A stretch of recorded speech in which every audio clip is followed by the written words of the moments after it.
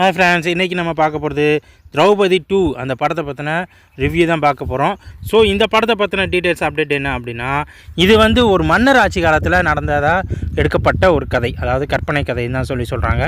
அதாவது இது வந்து கிட்டத்தட்ட வந்து துக்ளக் ஆட்சி வம்சத்தில் 1200 1300 அந்த சமயத்தில் எடுக்கப்பட்டது. ஸோ அப்போ இருந்த ஒரு துக்ளக் முஸ்லீம் மன்னர் வந்து இந்தியாவுக்குள்ளே வந்து தன்னோட முஸ்லீம் வம்சத்தை வந்து அதிகப்படுத்தணும், மதத்தை பரப்பணும் அப்படின்றதுக்காக இங்கே வர்றாங்க.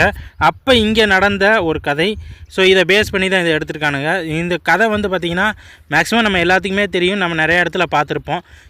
சைவம் வைணவத்துக்கு சண்டை நடந்திருக்கும். ஆனால் இதில் வந்து பார்த்திங்கன்னா வைணவத்துக்கும் இங்கே நம்ம இஸ்லாமியத்துக்கும் நடந்த ஒரு கதை. இது எல்லாத்துக்கும் தெரிஞ்சது, நடந்த ஒரு சில உண்மைகள் தான். அதை கொஞ்சம் அப்படியே எக்ஸ்பிளைன் பண்ணி எடுத்திருக்காங்க.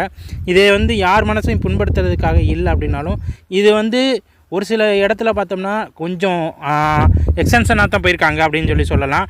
கேரக்டர்ஸ் பார்த்தோம்னா எல்லாமே நல்ல கேரக்டராக தான் எடுத்திருக்காங்க. ஒரு சில இடங்களில் சில விஷயங்களுக்கு கொஞ்சம் எக்ஸஸாகவே போயிருக்காங்க அப்படின்னு சொல்லலாம். அதே மாதிரி இது வந்து நம்ம 1001 படத்துக்காக அவங்களுக்கு ஈக்குவலாக இதில் போராடியிருக்காங்க அப்படின்னு சொன்னால் அந்தளவுக்கு எல்லாம் இல்லை. ஓரளவு ட்ரை பண்ணியிருக்காங்க. பட் இதில் வந்து அந்தளவுக்கு இது ஒரிஜினாலிட்டி இருக்கா அப்படின்னு கேட்டால் கண்டிப்பாக இல்லைன்னு தான் சொல்லணும். சீன் பை சீன் வந்து கிட்டத்தட்ட அப்போ இருந்த மன்னர்கள் எப்படிலாம் மக்களை வந்து அடிமைப்படுத்தினாங்க, எப்படி கொடுமைப்படுத்தினாங்க அப்படின்றத அப்படியே எக்ஸ்பிளைன் கரெக்டாக கொடுத்துருக்காங்கன்னு தான் சொல்லணும். இதுக்காக நிறைய பொருட்செலவோட நிறையா மனித உழைப்புகளை அதிகமாக எடுத்திருக்காங்க. அதேமாதிரி நம்ம நட்டி வந்து இந்த படத்தில் வந்து ஒரு மன்னராக அவரோட பெர்ஃபார்மன்ஸை பக்காவாக பண்ணியிருக்காரு அப்படின்னு தான் சொல்லணும்.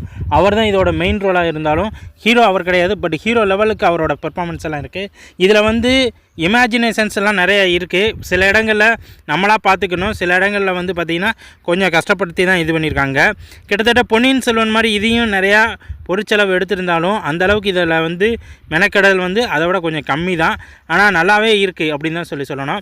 படத்து வயசில் வந்து சில இடங்களில் ட்விஸ்ட் அண்ட் டர்ன்ஸ் இருந்தாலும் இது வந்து ஏற்கனவே இந்த கதைகளெல்லாம் நம்ம கேட்டிருப்போம். ஸோ கதை வைஸ் வந்து ஓகே தான். பட் ஒரு தடவை பார்க்கலாம், ஆவரேஜஸ் ஃபிலிம் தான். நன்றி, வணக்கம்.